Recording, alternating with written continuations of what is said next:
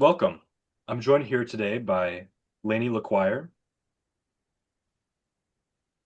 My name is Lady LaQuire and I consent to being recorded. Matthew, Hi, this is Matthew, and I consent to being recorded. Mason,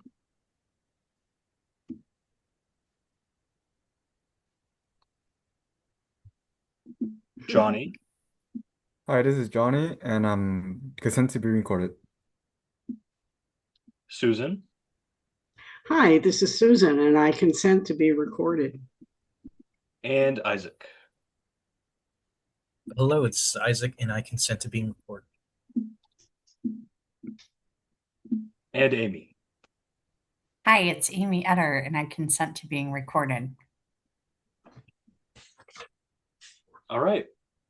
Imagine you are writing a check, not for your monthly rent, not for weekly groceries, but for nearly $900 billion.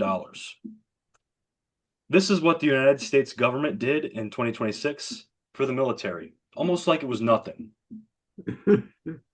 I would like to talk to you all about why I believe the United States is spending far too much money on the military and what we could be doing with those funds instead.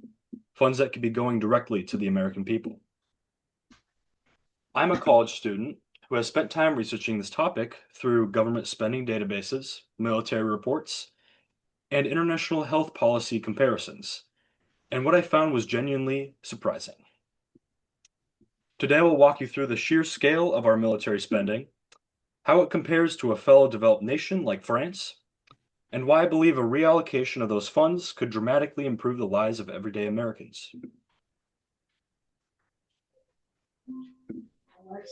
First off, the United States military budget has grown to an almost incomprehensible size, and most Americans have no idea how much money is out there. According to the official USAspending.gov website, the Department of Defense received approximately $874 billion in funding for fiscal year 2026.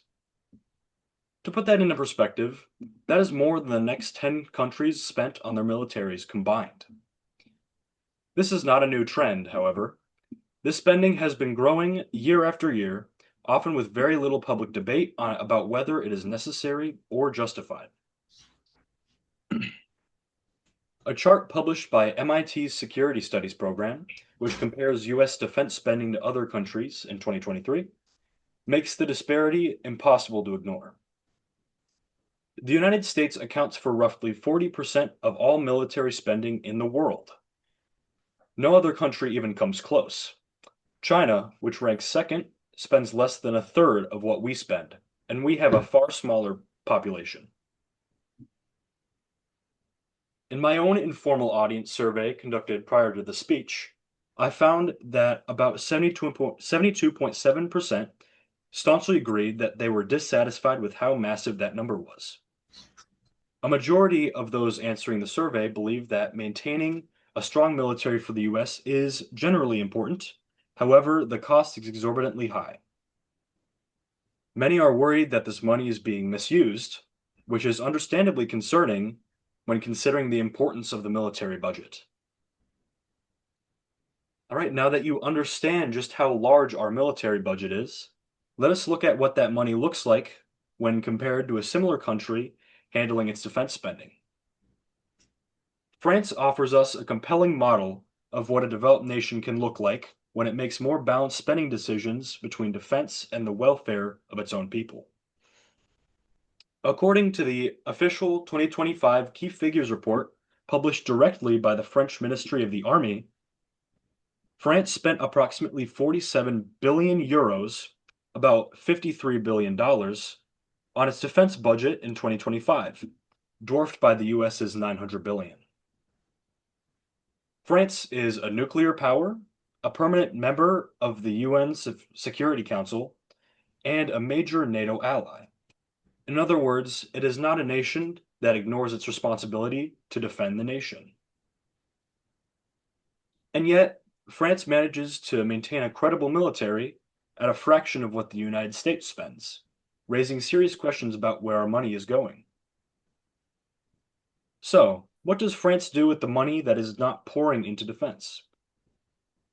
According to the Commonwealth Fund's International Health Policy Center, France spends approximately 12% of its GDP on healthcare, covering nearly all its citizens under a universal system. French citizens pay far less out of pocket for medical care, have longer life expectancies, and report higher satisfaction with their healthcare system than Americans do, due to France stressing the importance of long-term health and good habit making. Looking at all this, the contrast is stark. The United States outspends France on defense by more than 10 to 1, while millions of Americans remain uninsured or underinsured and struggle with medical debt. Now that we see what a different spending approach looks like, let's think about what that could mean for us at home. Imagine what American life could look like if we redirected even a fraction of our military budget toward domestic needs. If the United States were to reduce its military budget by just 10%, that would free up approximately $87 billion annually. That is enough to provide free community college admission to every eligible student in America for years. That is enough to meaningfully expand Medicaid, reduce prescription drug costs, and begin closing the gap between what we spend on healthcare versus what countries like France spend. Critics will argue that cutting the military budget puts national security at risk, but the evidence just does not support that, at least not when you investigate it. The United States would still have by far the largest and most advanced military on Earth, even after a 10% reduction in spending. France demonstrates that you can maintain a strong, credible, nuclear-armed defense force without bankrupting your domestic priorities. Also, though contrarian to my point, the US does not spend more per person per cap. The US does spend more per person per capita, roughly $14,000 in 2023, than other nations, according to the Peter G. Peterson Foundation. However, this is because of constantly rising medical costs, which are on average double that of fellow developed nations, like France and Norway.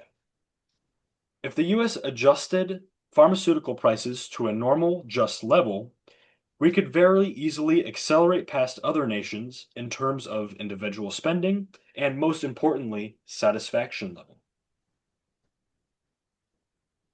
The real question is not whether we can afford to spend less on the military, it is whether we can afford to keep ignoring what that spending is costing us at home. Today I've walked you through the staggering scale of US military spending, shown you how France manages to maintain a strong defense while investing far more in its people, and asked you to imagine what a more balanced approach could mean for everyday Americans. The United States is not made stronger by outspending every other nation on Earth by a factor of 10. It is made stronger when its people are healthy, educated, and financially secure. It is important to understand the sacrifice that our troops have made to protect this country and to honor their courage by considering the health and prosperity of all Americans. So, the next time you hear a politician talk about the need to increase the defense budget, I want you to ask one simple question: at what cost to the rest of us? Thank you very much.